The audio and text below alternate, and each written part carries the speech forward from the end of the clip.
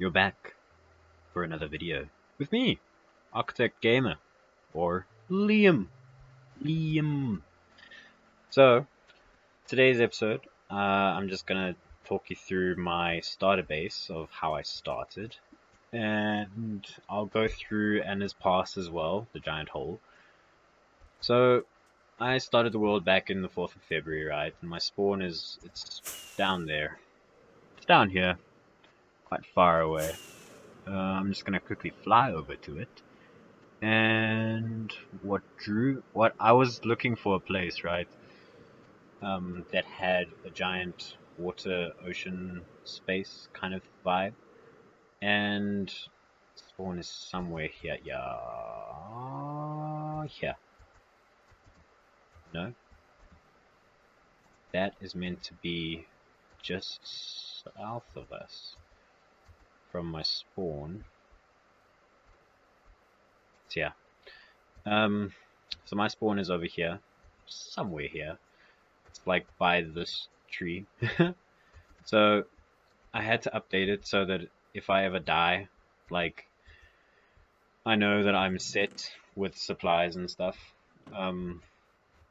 that I can quickly get back. And then I created these smokestacks just so I could kind of like find my way back to my base, because I found that a lot of the times I don't have anything over there, and then I panic, and then like my stuff is gonna despawn, and I really like, it's not a nice time. I'm definitely not friendly Liam Key at that moment. So you can see how I've just kind of like laid this out for myself. And what drew me over here was I kind of just like went off my instinct, because I think I was just looking for a village, and I had spotted a house when I got to the top of this mountain. I spotted a house up here.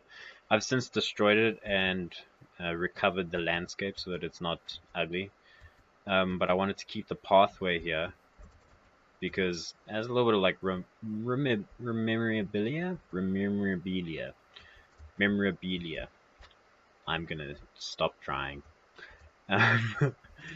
Because yeah, I really liked it, but I had picked this village apart, like, and I had made villager breeders, and it just like destroyed the entire village.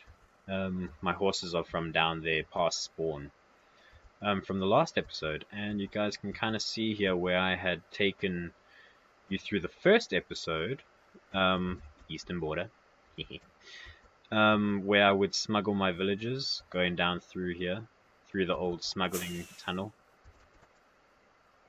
Down this way. We're getting there. Yeah. And then I had a like little villager breeder over here then, and then I took them over to my main tower, and yeah, it just kind of like, I decimated that village. But anyways, today we're talking about the giant hole and my starter village. And I had come over this way, and I'd probably be flying inside the mountain, because this was all mountain back when I first started.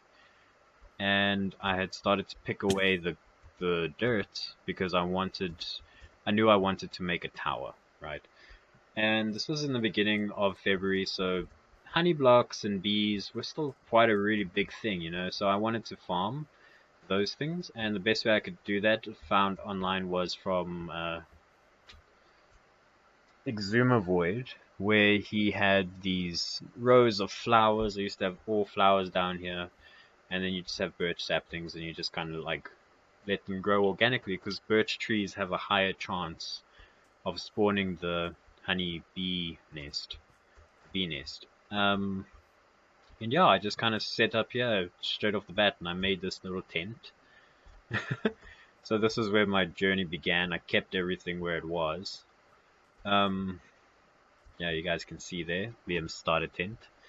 It was so much fun, just like gathering stuff, and you guys can see like my old little mine. It's all the way down here. Going down steps. Sorry, it's boring. I know, no.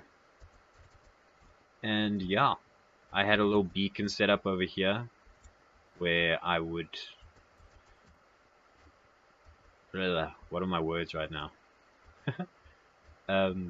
yeah, and I just kind of mined out this area, strip mining as you can see. And some of these just go on for literally 2,000 blocks. And it's really like insane because like my old concrete generator is over here. You guys can see how far that is, and that's actually like just below a couple of trees in front of that house. And I would literally just like sit here, line this up with just concrete powder over here, two water sources, and just mine out all that concrete. Yeah, super fun. Miss it. Let's go up through here. And eat something.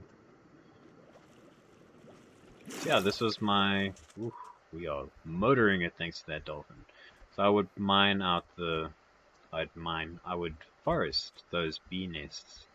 It was so much fun because then I made like a second tier to this like tent, and I had like leaves going up the back here to the little enchanting table up top. It was so much fun. And I just wanted to build a little house, so I built this little house. And I didn't realize at the time, but this would become my style for most houses in the game. Um, but yeah, then a more recent thing is actually this giant hole. I mined out 117,000 blocks. I remember I worked it out.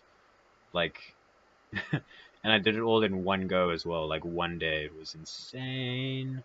So you can see 11 hours there. This is how long it took me just to mine it out. Not to build it or anything, not to build inside of it or anything. But down here, the idea is that it's an open quarry, right? So I wanted it to be that all my spaces, if I couldn't farm the materials like iron golems or blaze rods or anything like that, then it would be transparent in how I got it. So it's stone and stuff. So you can see here how I've got all my stonemasons, sleeping tents, and the idea is that this crane would come through and it would pick up materials and it would drop it off over here. So you can see all the cobblestone inside the crates, and then it would come through this blast furnace space, and then they would line up all those fresh materials over here on pallets, and then these stonemasons would cut those stone blocks up into bricks and be ready to be shipped. And small attention to detail and just having fun, you know, like one block over here is dropped down and it's cracked, and I've got a whole pile of cracked bricks down there, so it's just like having fun. And then another thing I thought I could have fun with was just like how these things are shown. So like these fresh bricks are very clean, you know, there's no moss, and then as you go up further you can see how they start to get a little bit more aged, and then like up there they're just super mossy and stuff. So that's really cool. And yeah, it's just really a fun spaces. Like this was a really fun build for me, and I loved doing it. I really, really did. And I'm pretty sure there's still stuff in this chest. Yep, there's still supplies there. Um, so yeah, and it like intercepted with this like ravine space over here. And once I had built up this village up here, well, this one over here, a settler decided he wanted to drop down onto this ledge.